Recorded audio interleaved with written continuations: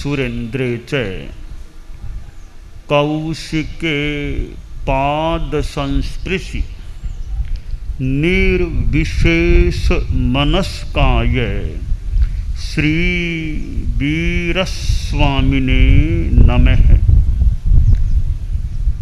आर्हत वाङ्मय में एक आगम है,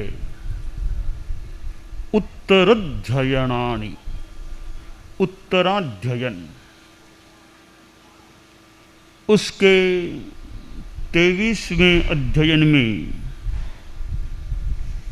केशी और गौतम का संवाद प्रस्तुत किया गया है।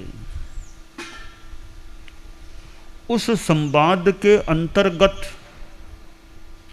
केशी कुमार गौतम से अनेक प्रश्न संभवतः पूछते हैं। एक प्रश्न पूछा गया, अयम साहसी ओ भीमो दुत्थस्सो परिधावै जंगसि गोयम आरूढ़ो कहम तेण न हीरसि। बड़ा सुंदर प्रश्न पूछा गया कि एक दुष्ट अश्व दौड़ रहा है और गौतम तुम उस दुष्ट अश्व के ऊपर आरूढ़ हो। तो प्रश्न है, वह दुष्ट अश्व तुमको उन्मार्ग में नहीं ले जाता है क्या? तो प्रश्न भी है, दुष्ट अश्व कौन सा है? साधु तो ऐसे पशुओं की सवारी ऐसे जनरली करते नहीं हैं। वो पशु तो दूर बहुलतया, अनेक जैन साधु तो कार का भी उपयोग सामान्यतया नहीं करते हैं। तो गौतम के लिए यह कहना कि दुष्ट अश्व पर तुम आरूढ़ हो, तो पशुओं पर सवारी करना, पशुओं पर बैठकर यात्रा करना, यह तो ऐसे ही है। फिर उस जमाने में, हालांकि उस जमाने में पशुओं का उपयोग तो लोग करते होंगे, पर साधु गौतम वे अश्व पर कैसे बैठ सकते थे? और केशी ने कह भी दिया कि आप दुष्ट अश्व पर आरूढ़ हैं। यह दुष्ट अश्व उन्मार्ग में नहीं ले जाता है क्या? तो प्रश्न होता है, यह दुष्ट अश्व कौन सा है? बताया गया कि यह वो 4 पांवों वाला वो घोड़ा नहीं है, दुष्ट अश्व। मनो साहसी ओ भीमो दुत्थस्सो परिधावै। यह हमारा जो मन है, यह एक प्रकार का घोड़ा है। और दुष्ट अश्व इसको इसलिए कहा जा सकता है कि मन में मलिन विचार भी आते हैं और मन के कारण आदमी कहाँ से कहाँ चला जाता है। मन में इच्छा हो गई कि आज बाजार में जाना है, कुछ चीज़ें लाना है, आदमी चल पड़ता है, बाजार में चला गया। अब बाजार कौन ले गया उसको? यह मन रूपी घोड़ा आदमी को बाजार में ले गया। किसी का मन हो गया, शाम का समय है, शराब पीऊँगा, शराब के ठेके पर चलूँ। मन में विचार आया, मन हुआ, आदमी शराब की दुकान पर चला गया। या कौन ले गया वहाँ? यह मन रूपी घोड़ा शराब की दुकान पर ले गया। तो कितने कार्य आदमी करता है, कहाँ से कहाँ जाता है। यह मन रूपी घोड़ा आदमी को इस प्रकार उन्मार्ग में ले जाने वाला भी बन सकता है। तब प्रश्न है कि यह जो दुष्ट अश्व है गौतम, उस पर तुम हो, यानी आदमी के मन तो है ही, उस पर तुम आरूढ़ हो, तो यह मन रूपी घोड़ा तुम्हें उन्मार्ग में क्यों नहीं ले जाता है, कैसे नहीं ले जाता है? तो गौतम ने उत्तर दिया कि ये घोड़ा भले दुष्ट है, परंतु ये आत्मा, संयम की चेतना, यह दुष्ट घोड़े को भी कंट्रोल में कर सकती है। तो मैंने इस दुष्ट अश्व को एक लगाम के द्वारा बांध रखा है, लगाम से बांध रखा है, इसलिए वह उत्पथ में नहीं ले जाता। तो लगाम कौन सी है फिर? कि वो लगाम है सुय रस्सी। यह मेरे पास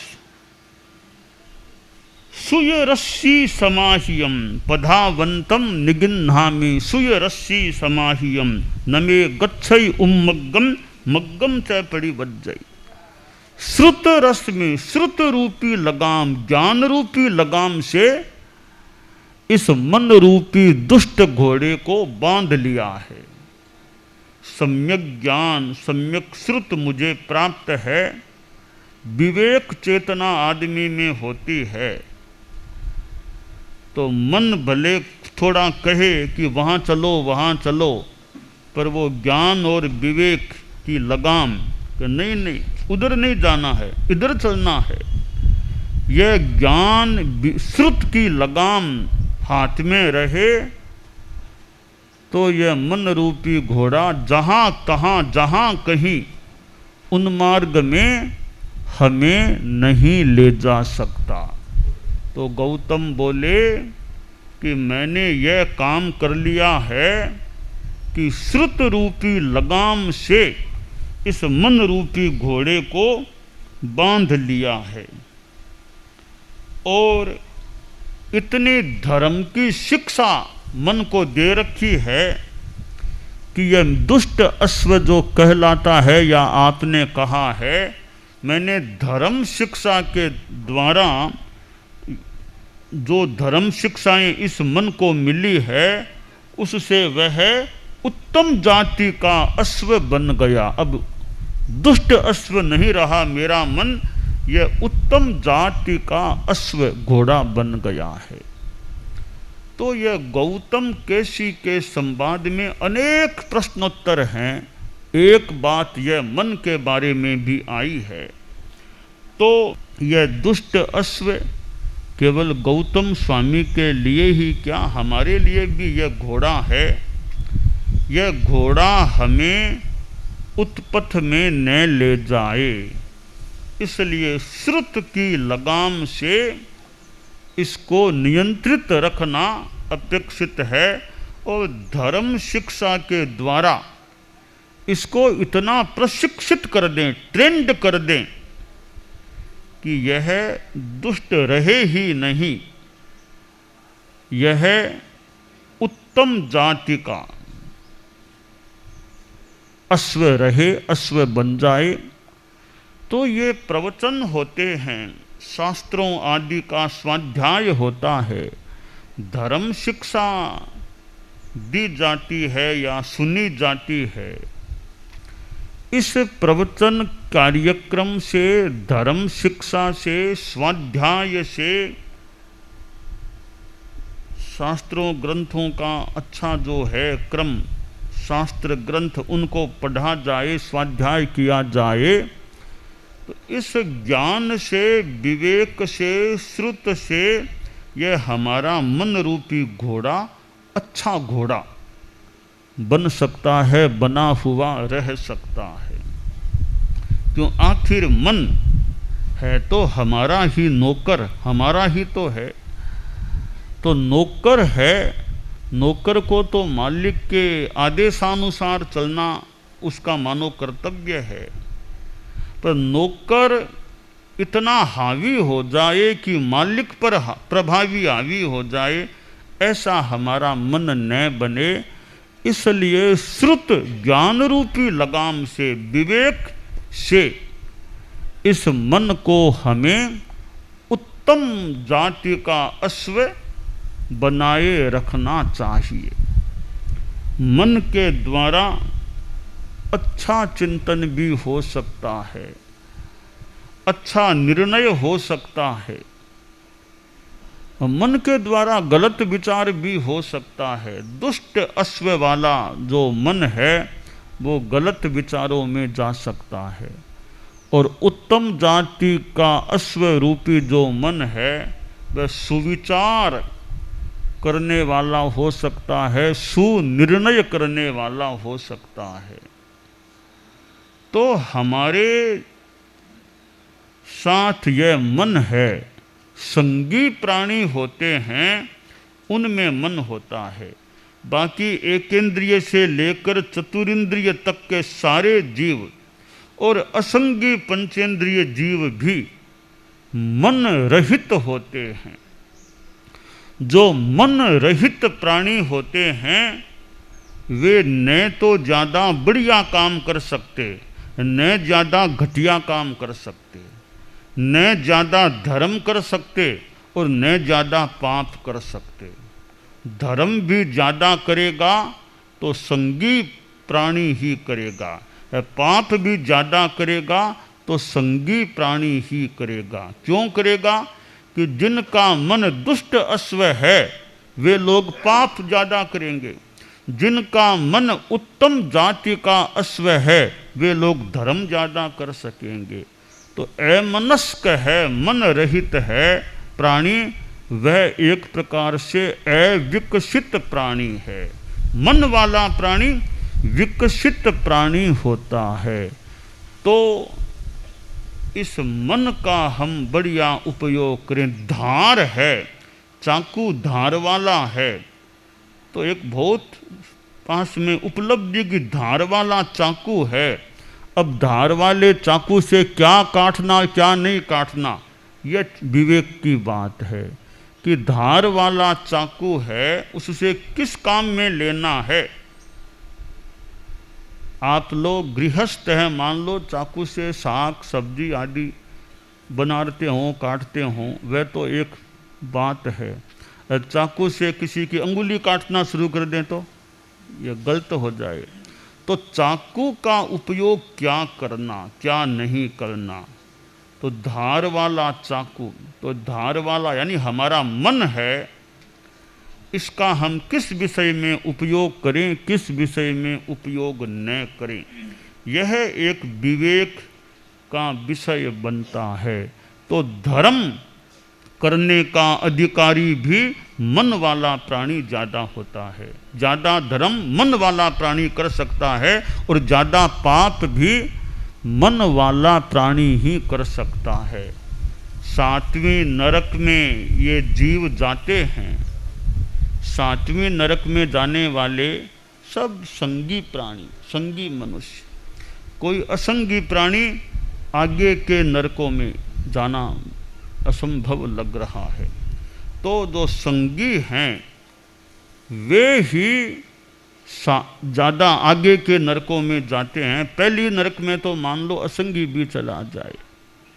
और एक बात और बताई गई है कि जो महिला जाति है, महिला जाति स्त्री जाति सप्तम नरक में नहीं जा सकती। पुरुष सप्तम नरक में जा सकते हैं। महिला यानी महिला इतना पाप नहीं कर सकती कि 7वें नरक में चली जाए। 7वें नरक में जाने का काम पुरुष कर सकते हैं, इतना पाप महिला नहीं कर सकती। और तो कई प्रकार की विशेष साधनाएं हैं वे भी पुरुष कर सकते हैं। महिलाएं कुछ साधना के प्रयोग उनके लिए अलाउ नहीं, यानी वो नहीं कर सकती है। तो दोनों ही बातें हैं। धर्म की भी कुछ विशेष स्थितियां पुरुष में हो सकती है, महिला में नहीं हो सकती। 7वें नरक में भी पुरुष तो जा सकते हैं, महिला नहीं जा सकती। पाप भी महिला ज़्यादा इतना नहीं कर सकती। धर्म के कुछ प्रयोग भी संभवतः महिलाएं नहीं कर सकती। अचेल की साधना है, अचेल होकर के साधना करना वे पुरुष साधु कर सकते हैं, साध्वियाँ वैसे ऐसी आमतौर से नहीं करनी होती है।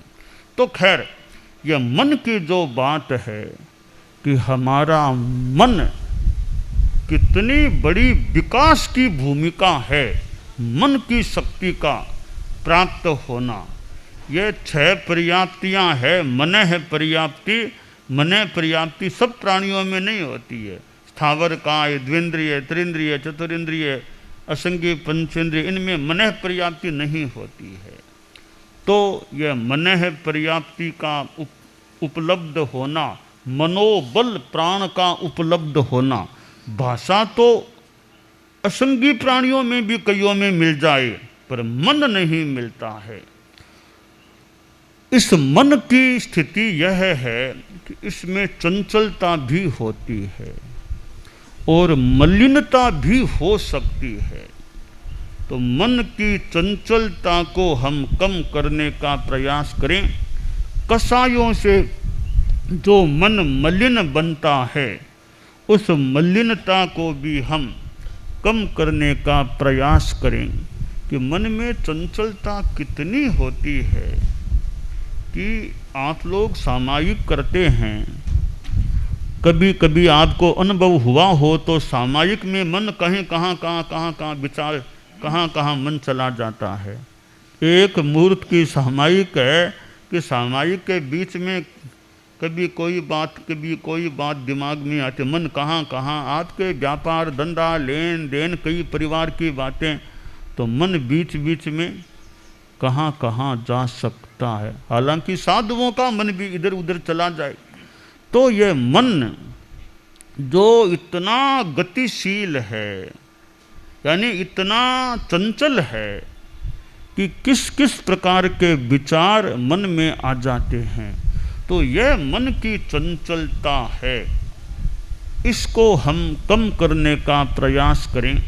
परम पूज्य आचार्य श्री तुलसी के समय प्रेक्षा ध्यान साधना पद्धति हमारे यहाँ प्रारंभ हुई। परम पूज्य आचार्य श्री महाप्रज्ञ जी ने युवाचार्य काल में भी कितने शिविर लिए होंगे, कितना वो यदा कदा प्रेक्षा ध्यान का प्रयोग भी कराते थे। तो ये ध्यान साधना भी एक उपाय बन सकता है मन की चंचलता को कम करने का। दीर्घ श्वास प्रेक्षा, शरीर प्रेक्षा, ऐसे अनुप्रेक्षा और चैतन्य केंद्र प्रेक्षा, लेस्या ध्यान, कितने ध्यान के प्रयोग हैं प्रेक्षा ध्यान पद्धति में। फिर भावक्रिया, प्रतिक्रिया, विरति, मैत्री, मिताहार, मित भाषण, ये सूत्र। तो इस प्रकार हम इनका उपयोग करके अपने मन की चंचलता को कम करने का प्रयत्न कर सकते हैं। हम भाव क्रिया का ध्यान रखें भी, बाकी तो मन जाता है इधर उधर, वापिस उसको लाने का प्रयास करें। कि छोटा बच्चा है इधर उधर चला गया, वापिस उसको पकड़ करके लेकर के माता पिता जो भी अभिभावक जो भी इधर स्थान पर ले आते हैं।